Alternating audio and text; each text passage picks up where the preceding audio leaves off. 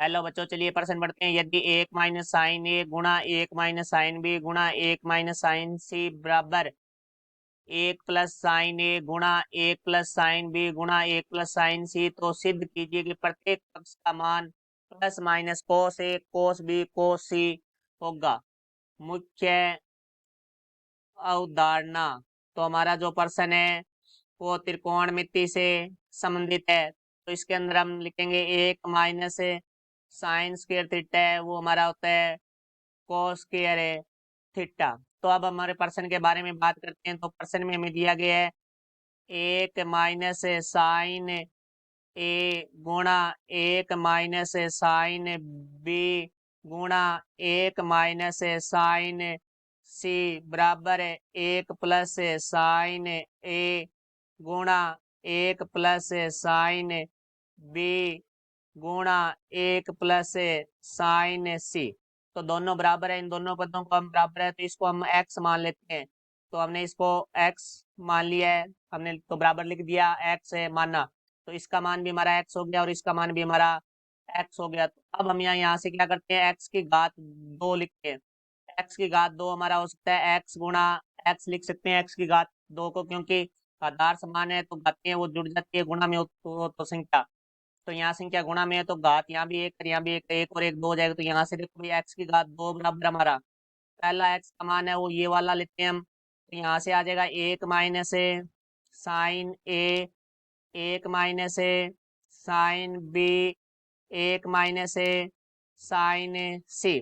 फिर ये x का मान है, क्योंकि दोनों ही मान x की है तो यहाँ x का मान ये लेंगे हम। तो 1 + sin a, 1 + sin b गुणा में 1 + sin c। तो यहाँ से हम देखते हैं कि हमारा sin 1 - a और sin 1 + a दोनों गुणा में है। तो यहाँ से हमारा एक सूत्र होता है a - b, a + b बराबर a की घात 2 - b की घात 2। तो यहाँ से x की घात 2 बराबर हमारा बन जाएगा ये 1 - sin की घात 2a।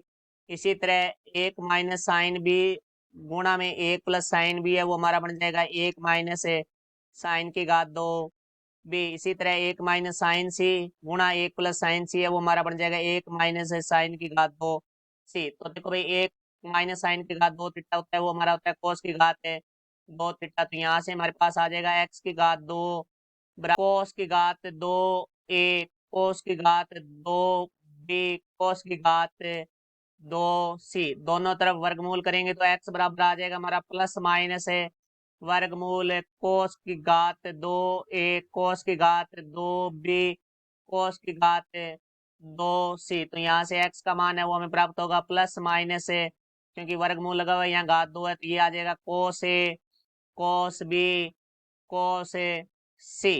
तो x बराबर हमारा plus minus cos a cos b cos c आ गया। तो x हमने माना था 1 - sin a, 1 - sin b, 1 - sin c और बराबर था हमारा x है वो 1 + sin a, 1 + sin b, 1 + sin c। तो ये दोनों x के बराबर थे, तो इसका जो मान है वो हमारा आ चुका है प्लस माइनस है cos a cos b cos c। और यही हमें सिद्ध करना था।